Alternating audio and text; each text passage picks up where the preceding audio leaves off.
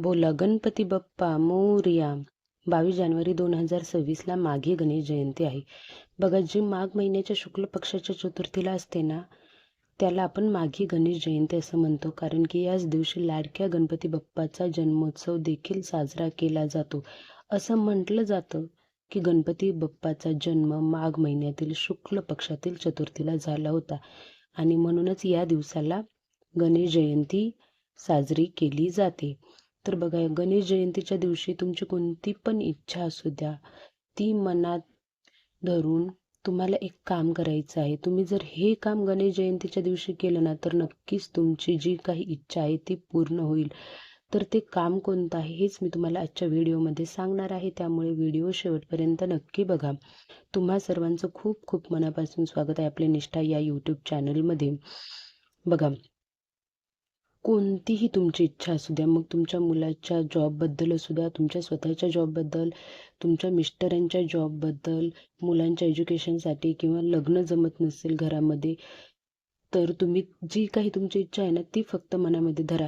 एवढंच नाही तर जर तुमच्या घरामध्ये वादविवाद होत असतील ना, किंवा कोणते संकट असतील, कोणते अडचणी असतील ना, त्या अडचणी दूर होण्यासाठी देखील तुम्ही हे काम करू शकता. बघा, गणपती बाप्पांना विघ्नहर्ता देखील म्हटलं जातं. कारण की गणपती बाप्पा हे आपल्या आयुष्यातील विघ्न दूर करत असतात.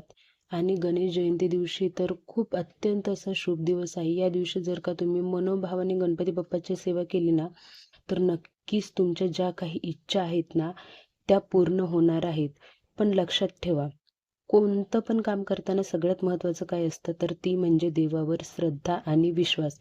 जर का तुम्ही मनोभावाने, विश्वासाने आणि श्रद्धेने हे काम केलं ना, तर नक्कीच गणपती बाप्पा तुम्हाला प्रसन्न होणार आहेत. गणपती बाप्पाचा तुम्हाला आशीर्वाद लाभणार आहे. तर आता आपल्याला गणेश जयंती दिवशी करायचं काय आहे बघा. गणेश जयंती दिवशी सकाळी लवकर उठून, शुशुभ्र होऊन, अंघोळ वगैरे करून, चांगले कपडे घालून आपल्याला देवाची पूजा करायची आहे. देवाची पूजा करून झाल्यावर तुम्हाला गणपती बाप्पाला अभिषेक देखील घालायचा आहे. तर आता अभिषेक कसा घालायचा हे सगळ्यांना माहिती आहे, तरी देखील मी सांगते तुम्हाला परत एकदा. तुम्ही गणपती बाप्पाची मूर्ती अशी कोणाच्या घरात नाही असं होणारच नाही. प्रत्येक व्यक्तीच्या घरात गणपती बाप्पाची मूर्ती असतेच. पण जर का तुमच्याकडे गणपती बाप्पाची मूर्ती नसेल, तर तुम्ही गणपती बाप्पा म्हणून सुपारी घेतलं तरी चालेल. आणि त्यानंतर काय करायचं आहे, तुम्हाला गणपती बाप्पाची मूर्ती तामणामध्ये ठेवायची आहे.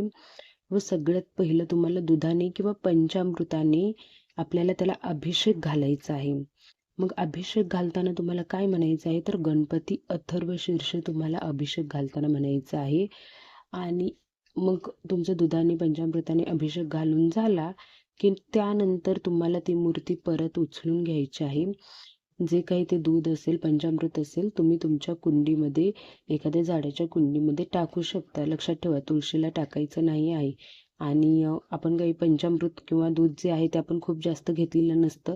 अगदी 10-12 ते 15 चमचे, म्हणजे खूप थोडंसं असं असतं. त्यामुळे झाडाला टाकलं तरी काही प्रॉब्लेम नाही. त्यानंतर तुम्हाला काय करायचं आहे, मूर्ती स्वच्छ पुसून घ्यायची आहे. परत एकदा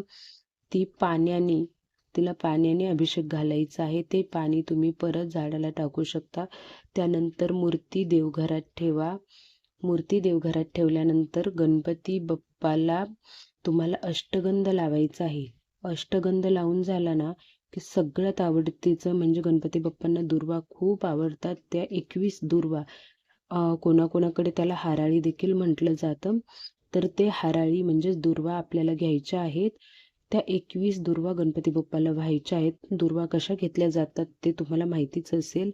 त्याचे 3 पानं फक्त आले पाहिजेत, अशा 21 दुर्वा आपल्याला घ्यायच्या असतात.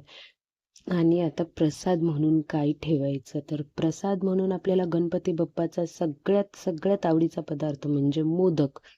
आपल्याला 11 किंवा 21 मोदकाचा प्रसाद गणपती बाप्पाला दाखवायचा आहे. व हाराळी म्हणजे दुर्वासोबत तुम्हाला गणपती बाप्पाला लाल फूल जास्वंदाचं फूल असेल तुमच्या इथे तर ठीक आहे, ते वाहा, किंवा मग गुलाबाचं इतर कोणतंही लाल रंगाचं फूल वाहिलं तरी चालेल. पण गणपती बाप्पाला सर्वात जास्त जास्वंदाचं फूल प्रिय आहे. त्यामुळे जास्वंदाचं फूल असेल तुमच्याजवळ तर ते नक्की वाहा, नसेल तर कुठलंही लाल रंगाचं फूल तुम्ही वाहिलं तरी चालेल.